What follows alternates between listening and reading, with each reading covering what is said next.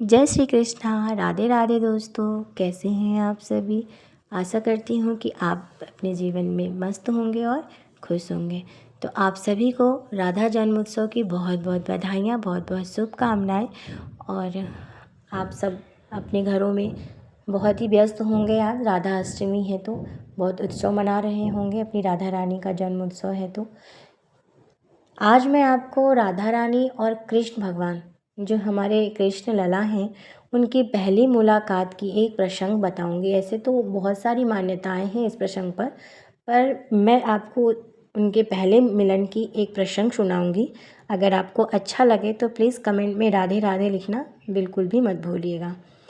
तो जैसा कि राधा और कृष्ण के पहले संवाद का जो प्रसंग है वो हमने ब्रह्मवत पुराण में तथा अन्य ग्रंथों में भी वर्णित मिला है और जो मैंने वहाँ से ही पढ़ा है।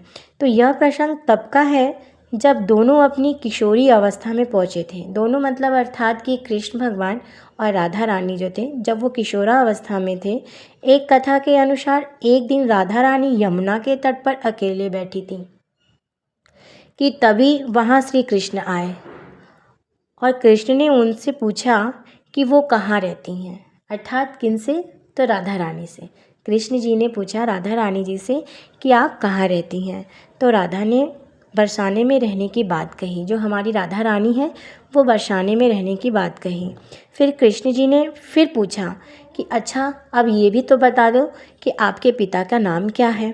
तो राधा रानी जो थी वो बहुत शर्मा गई और बहुत लजाते हुए बोली कि मैं अपने पिता का नाम नहीं ले सकती, लेकिन उनका नाम जो है वो बैल और इस सूर्य से जुड़ा है और वे वहाँ के राजा हैं।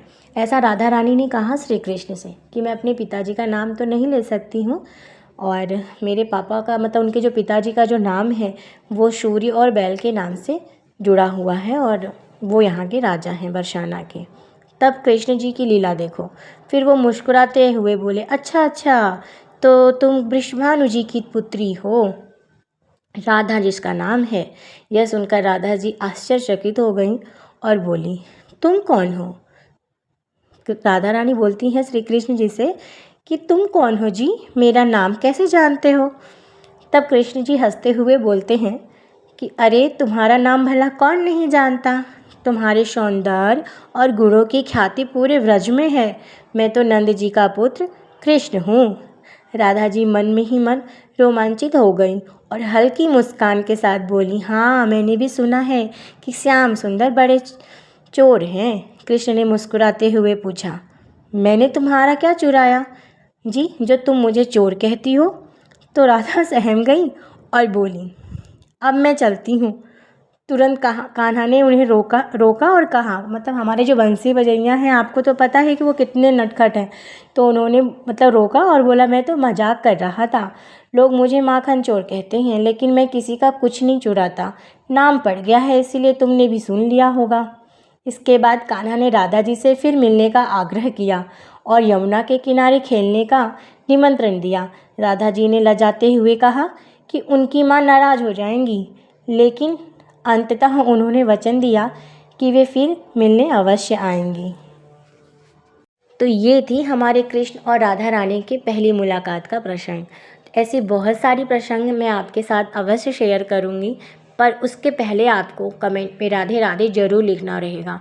और प्लीज़ आप राधे राधे ज़रूर लिखा करें और ये भी बताया करें कमेंट में कि आप किस शहर से हैं, किस स्टेट से हैं, ताकि मुझे ये पता भी चलता रहे कि हमारे कृष्ण भगवान मतलब जो हैं उनके भक्त कहाँ कहाँ से हमारे साथ जुड़े हुए हैं।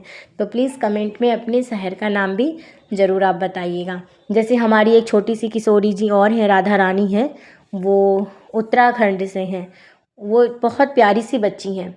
वो भी बहुत मतलब मेरे कान्हा जी के हर वीडियो पे राधे राधे तो लिखना भूलती ही नहीं है। बहुत छोटी हैं वो, ज़्यादा बड़ी नहीं है वो, मतलब राधा राम, मैं तो उनको राधा नाम से ही बुलाती हूँ। बहुत प्यारी बच्ची हैं वो। तो इस तरीके से आप लोग भी मुझे कमेंट में ज़रूर राधे राधे लिखा करें। और जैसा कि मैंने आपको बताया था कि आज राधा अष्टमी है तो हम पूजा करेंगे अपने लड्डू गोपाल जी की, और हमारे पास युगल किशोरी जी साथ में ही है मूर्ति विग्रह, तो मैं उनकी ही पूजा करती हूँ हर साल राधा अष्टमी पे। तो अगर आपको हमारा ये वीडियो अच्छा लग रहा हो और हमारे लड्डू गोपाल जी का श्रृंगार आपको कैसा लग रहा है। तो प्लीज़ हमें इसी तरह के वीडियो बनाने के लिए आगे भी प्रोत्साहित करते रहिएगा।